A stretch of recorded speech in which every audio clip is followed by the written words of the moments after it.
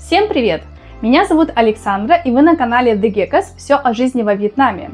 В этом ролике я расскажу вам обо всех базовых моментах, которые вы должны знать перед переездом во Вьетнам на ПМЖ, и дам несколько ценных советов, исходя из своего 5-летнего опыта проживания здесь, во Вьетнаме.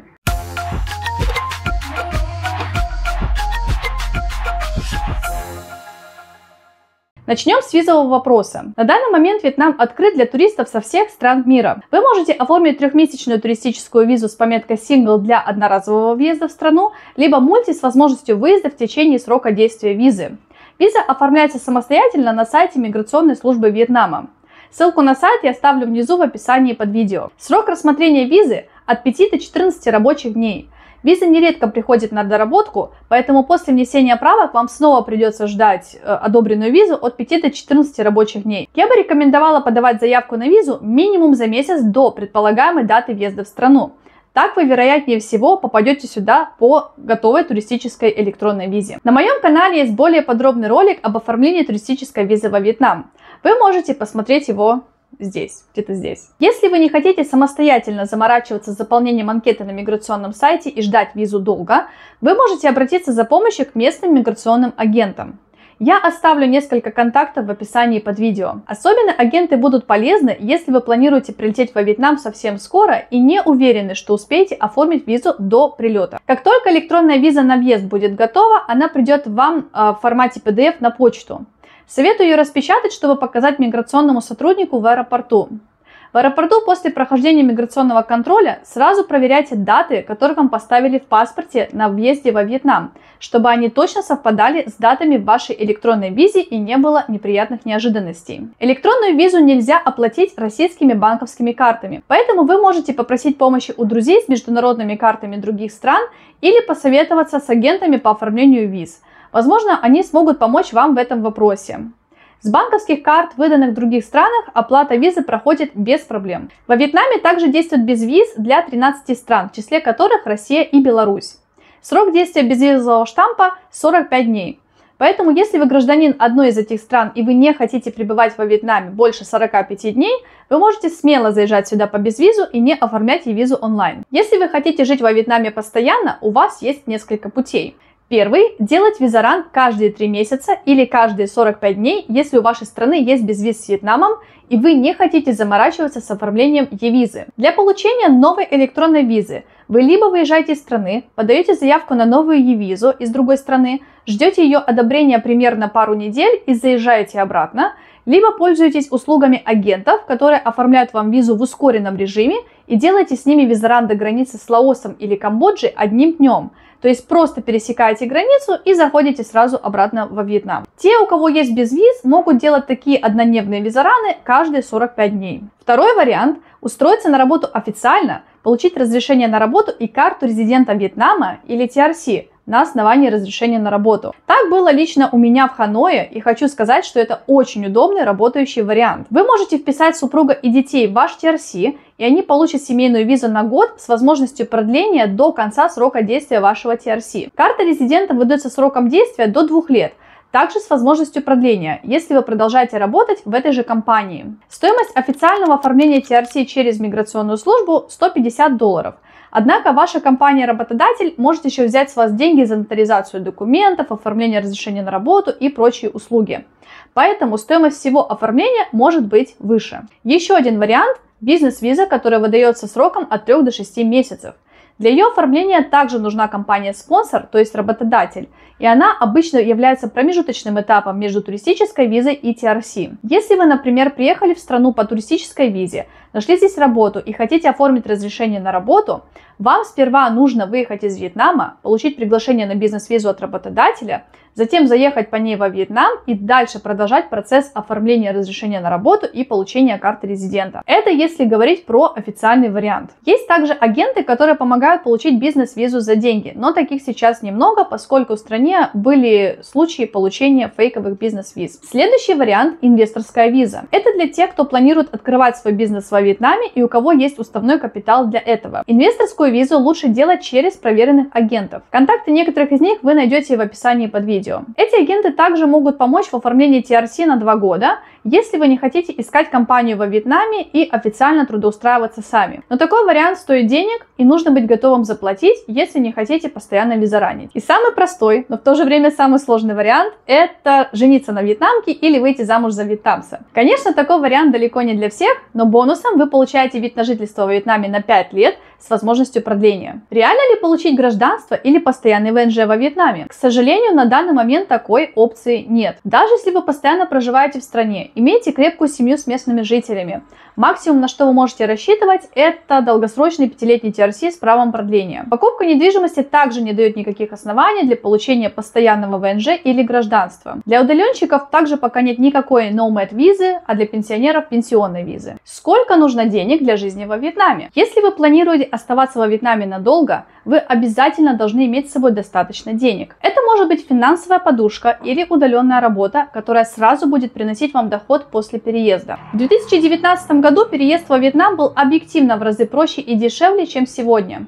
Билеты на самолет стоили недорого и можно было долететь прямым рейсом прямо до Хошимина или Ханоя. Сегодня стоимость только одного билета в одну сторону до Вьетнама больше стоимости 2 билетов, которые мы покупали в 2019 году. Мы тогда взяли с собой около $1500 на первое время, плюс у меня уже была удаленная работа со стабильным доходом. И то эти деньги просто улетели в первый месяц жизни во Вьетнаме. Сегодня, по моим прикидкам, чтобы переехать во Вьетнам 2 взрослым людям без детей и без животных, нужно иметь минимум $5000 финансовой подушки с собой на первые 3 месяца жизни здесь. Это без учета стоимости билетов на самолет. И это при условии, что вы будете снимать не самое дорогое жилье во Вьетнаме, не будете слишком много тратить на еду в европейских ресторанах и покупать какие-то дорогие вещи. Если же у вас уже есть удаленный доход, финансовая подушка может быть чуть меньше. У всех разные потребности и разный уровень жизни, поэтому вы сами должны для себя определить, какая сумма вам оптимально нужна на месяц жизни во Вьетнаме и чем вы готовы пожертвовать, если придется экономить. Стоимость жилья во Вьетнаме варьируется от $200 за простенькую студию и до $1500 за отдельную виллу или красивые классные апартаменты с бассейном на крыше. Если готовить дома и практически не питаться в ресторанах, на еду будет уходить около $400 на двоих в месяц. С питанием вне дома эта сумма может быть чуть выше. Аренда байка выходит примерно в $60 в месяц, а если покупать байк с рук, цена будет около $600. Зная эти цифры, вы уже можете примерно прикинуть, сколько вам надо денег в месяц для жизни без учета покупок, одежды, путешествий и прочего. Еще не забывайте, что обязательной статьей расхода у вас будут визараны или оформление TRC через компанию. Так что стоит иметь финансовую подушку еще и на этот случай. Вьетнам уже перестает быть очень дешевой страной для жизни. Конечно, он пока еще не такой дорогой, как, скажем, Сингапур, но явно не супер дешевый. На условных $500 в месяц на семью вы тут уже точно не проживете. Считаю важным здесь рассказать о медицине. Во Вьетнаме нет бесплатной медицины ни для кого, ни для местных, ни для приезжих. Однако медицинские услуги здесь не очень дорогие. Базовое обследование в обычной больнице обойдется в районе $150, и за эти деньги вам проверят практически все органы, включая анализ крови. Тут также есть частные клиники, где стоимость базовых обследований будет значительно выше. Например, Винмед или Family Medical Practice. Хорошие госпитали есть в любом крупном городе Вьетнама.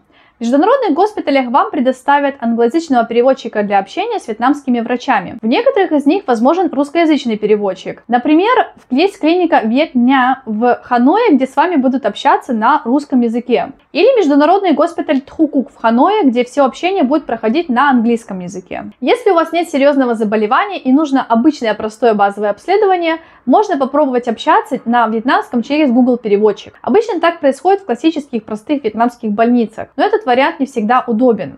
Поэтому я бы вам рекомендовала обращаться в госпитали с пометкой International. Обследование в таких госпиталях обычно не очень дорогое, оборудование новое, помещения очень чистые, и вся коммуникация будет происходить на понятном для вас языке. Что касается медстраховки, она не обязательно при въезде в страну, но я бы рекомендовала оформить ее для себя на всякий случай, поскольку госпитализация во Вьетнаме уже стоит гораздо больше простых базовых обследований. Что касается лекарств, тут есть много аналогов привычных нам лекарств. Но если вы принимаете какие-то конкретные препараты, я бы советовала вести вам их с собой. Также рекомендую брать активированный уголь, так как местный не так хорош, как тот, что продается в наших странах. Стоит ли учить вьетнамский? Раз уж я затронула языковой вопрос в разделе медицины, не могу не продолжить его. Чтобы долго жить во Вьетнаме, вам не обязательно знать вьетнамский. Вы можете попытаться выучить его по своему желанию, но я вас предупреждаю, что это будет тот еще челлендж.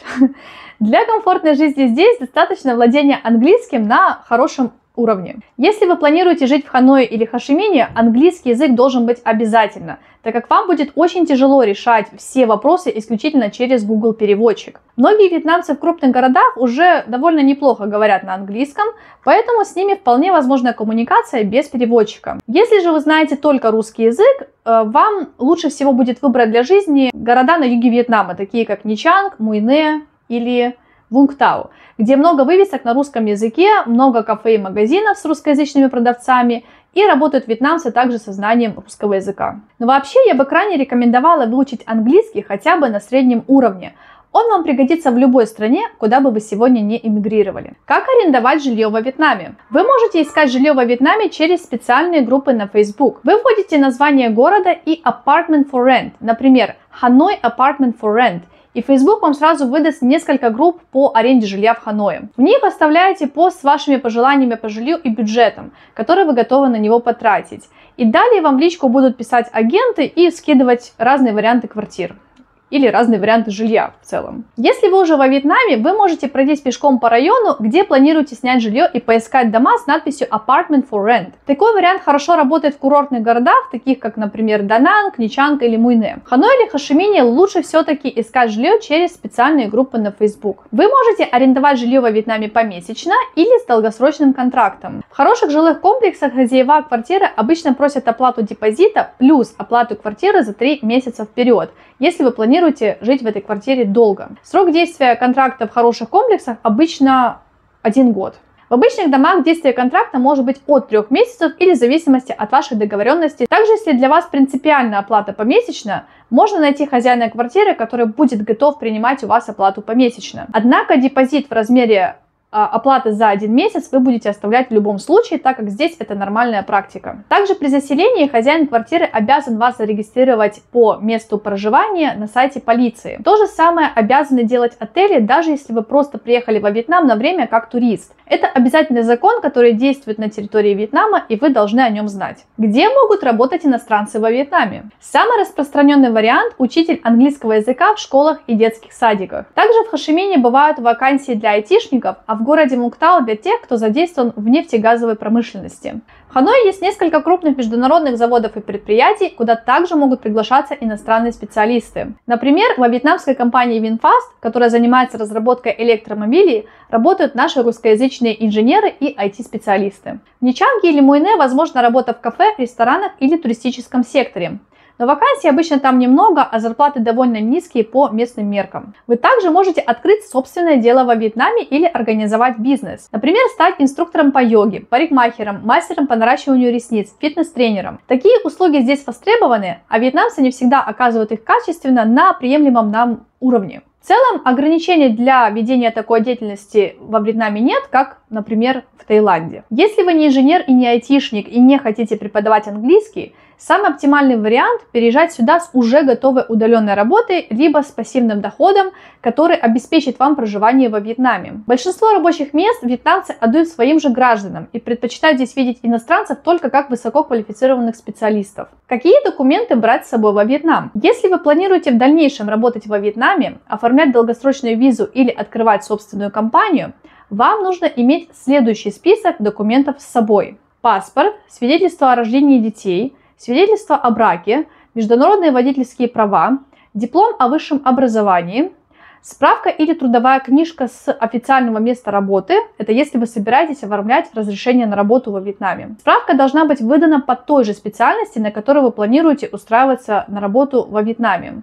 Трудовой стаж в справке должен быть от 3 лет и выше. Также вам еще нужны справка о несудимости и сертификаты о повышении квалификации. Например, если вы хотите работать учителем во Вьетнаме, вам нужны будут сертификаты TEFL или TESOL, и также сертификат на знание английского языка, на подтверждение вашего уровня языка, и ваш уровень должен быть C1 или C2 level. Во время трудоустройства все необходимые документы нужно будет перевести на вьетнамский язык и нотариально заверить в местной нотариальной конторе. Заранее это делать не обязательно, так как вьетнамцам важен перевод и заверение именно их местного нотариуса. Есть ли подходящие детские сады и школы во Вьетнаме? Если у вас есть дети, эта информация будет для вас полезна. Во Вьетнаме есть два типа школ и детских садиков – классические государственные и частные. В классических государственных школах и садиках стоимость обучения ниже, чем в частных, однако там все будет исключительно на вьетнамском и, возможно, не самыми лучшими условиями с точки зрения оборудования для образования и пребывания детей. Частные школы и садики стоят недешево. Ценник за ежемесячное посещение садика начинается от $350 в месяц. Частные школы стоят от $800 в месяц и выше. Самые крутые частные школы стоят около $2000 в месяц. К сожалению, во Вьетнаме нет возможности бесплатного образования ни для кого, поэтому если у вас есть дети и вы планируете их отдавать в местный садик или школу, вам стоит обязательно закладывать бюджет под это. Можно ли открыть счет и получить банковскую карту во вьетнамском банке? Вы можете открыть счет во вьетнамском банке на основании туристической визы. Однако у вас могут быть ограничения по транзакциям онлайн с помощью приложения и в выдаче пластиковой международной карты. При должной сноровке, терпении и походах по разным банкам вам может повезти, и вам таки оформят пластиковую международную карту, но это не факт. Чтобы иметь возможность обналичивать деньги и расплачиваться в местных магазинах, вам могут оформить местную пластиковую карту NAPAS. Вы также можете рассчитываться везде с помощью QR-кода в мобильном приложении банка.